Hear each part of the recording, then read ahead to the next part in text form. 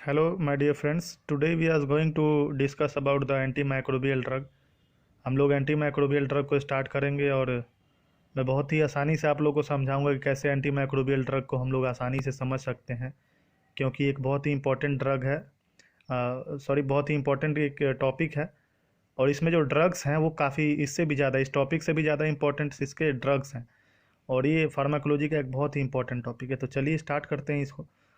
तो जैसा कि आपको एंटीमाइक्रोबियल ड्रग्स के बारे में सबसे पहले जो आपके बुक्स में जो डिफिनेशन मिलता है कि these are the drugs which are design to inhibit kill the infecting organism and to have no minimal effect on the recipient. ठीक है, ये वो तत्व हैं, वो ड्रग हैं जो रिसिपिएंट पे कोई अपना हानिकारक प्रभाव नहीं दिखाते हैं। There is no any harmful effect on the recipient, only the bacteria और द इन्फेक्टिंग ऑर्गेनिज्म अफेक्टेड। ठीक है, तो इस टर्म को हम लोग, इस प्रोसेस को कीमोथेरेपी भी बोलते हैं। जिस प्रक्रिया से एंटीमाइक्रोबियल ड्रग्स काम करते हैं उस प्रोसेस को कीमोथेरेपी भी कहा जाता है। अब हम लोग कीमोथेरेपी को समझते हैं कि the treatment of systemic infection और malignant condition by using a specific chemicals is known as chemotherapy. Chemotherapy एक ट्रीटमेंट की प्रक्रिया है जो किसी सिस्टेमिक इन्फेक्शन या मैलिग्नेंट कंडीशन को ट्रीट या उसको उसकी जो ट्रीटमेंट होती है उसी का एक प्रोसेस है जिसे हम लोग कीमोथेरेपी कहते हैं। कीमोथेरेपी एक प्रोसेस है ट्रीटमेंट का। जनरली हम सभी अवेयर हैं कि कैंसर में जो ट्रीटमेंट होती है उसको कीमोथेरेपी कहा जाता है। जनरली कीमो मीन्स केमिकल है और थेरेपी तो हम सभी जानते हैं, तो केमिकल से जो थेरेपी की जाती है उसे कीमोथेरेपी कहते हैं। और मेलिग्नेंट वर्ड का मतलब होता है मृत्युकारी, which can cause death. Okay, तो ये हमारी बात हो गई थेरेपेटिक, इसकी थेरेपेटिक्स की कि कैसे ये काम करते हैं। अब बात करते हैं history of chemotherapeutic agent. Anti microbials की बात करेंगे तो उसकी हिस्ट्री भी हम लोग बात करेंगे। और इसे कीमोथेरेपिक एजेंट की हिस्ट्री जो है 3 भागों में बांटी जाती है। First one is period of empirical uses, second one is phases of dyes and organometallic compound, and third one is modern era. सबसे पहला है period of empirical use. Empirical use जो 2 भाग में बांटा गया उसको, 16th एंड 17th सेंचुरी, 16वीं सदी में और 17वीं सदी में। तो 16वीं सदी में जो था काफ़ी बहुत पुराने समय में जो यूज होते थे कुछ, उसके आधार पे हम लोग देखते हैं। सबसे पहले मोल्डी कर्ड का यूज चाइनीज़ लोगों ने किया था। मोल्डी कर्ड एक मतलब दही का एक रूप है जिसमें मोल्ड्स का प्रेजेंस होता है। तो बॉयल्स पे, फोरे फुंसियों पे इसका यूज किया था चाइनीज़ लोगों ने।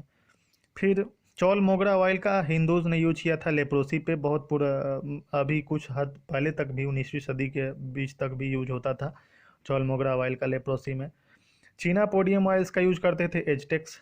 चीना पोडियम ऑयल का यूज करते थे इंटेस्टाइनल वर्म्स के लिए, इंटेस्टाइन में हुए वर्म्स के लिए यूज किया जाता था।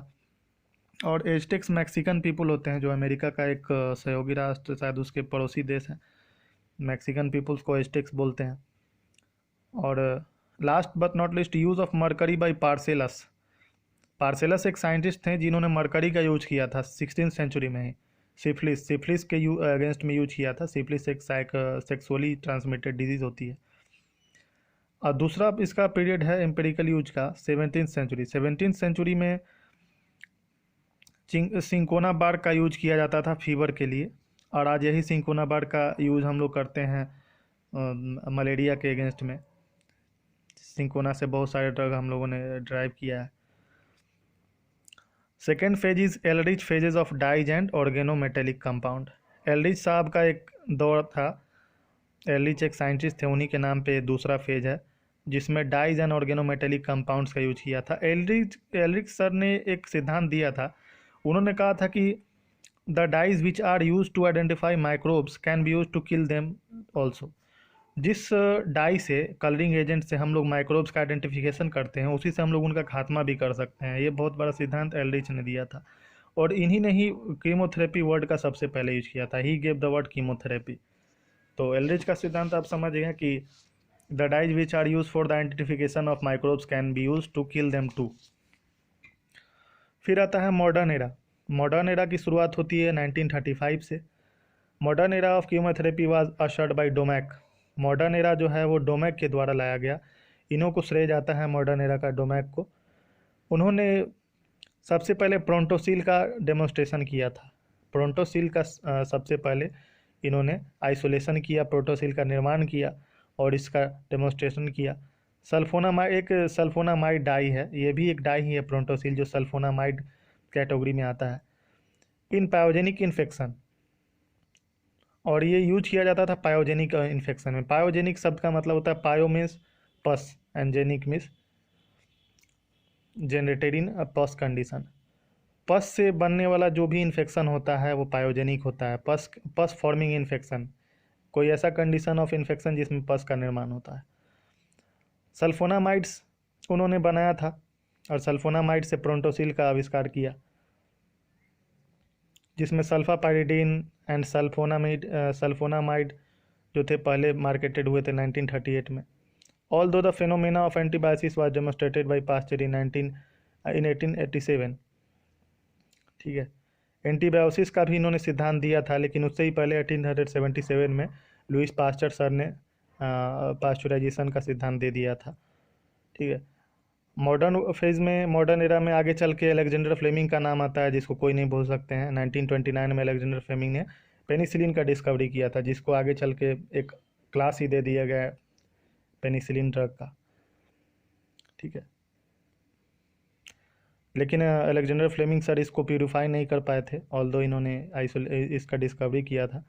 इन 1939 chain and फ्लोरे purified penicillin and use it on animals which was very successful. 1939 में चेन एंड फ्लोरे ने जो पेनिसिलिन बनाया था अलेक्जेंडर सर ने, उसको प्यूरिफाई किया और वो इफेक्टिव भी था। फिर आगे 1947 में वैक्समैन सर को सभी जानते हैं। सर वैक्समैन ने अपने कलीग्स के साथ मिलकर स्ट्रेप्टोमाइसिन का आविष्कार किया था। स्ट्रेप्टोमाइसिन एक बहुत ही इंपॉर्टेंट एंटीबायोटिक है, जिसका यूज अभी हम लोग एंटी ट्यूबरकुलोर में भी करते हैं। इन्होंने इसका सॉइल बैक्टीरियम से इसको खोजा था, एक बहुत ही यूनिक इनका प्रोसेस था इसमें, जिससे आगे चल के बहुत सारे ड्रग टेट्रासाइक्लिन, क्लोरामफेनिकोल, इरिथ्रोमाइसिन है। तो ये जो तीनों साइंटिस्ट हैं मॉडर्न एरा के, इनको नोबेल प्राइज दिया गया था, नोबेल पुरस्कार दिया गया for their discovery. Domagk, Fleming, Chain and Florey and Waksman were awarded Nobel prize for their contribution. तो आप लोगों को ये वीडियो कैसा लगा ये भी कमेंट में लिखें, और आप लोग कौन से टॉपिक पे चाहते हैं ये भी लिखें। Thank you, have a nice day.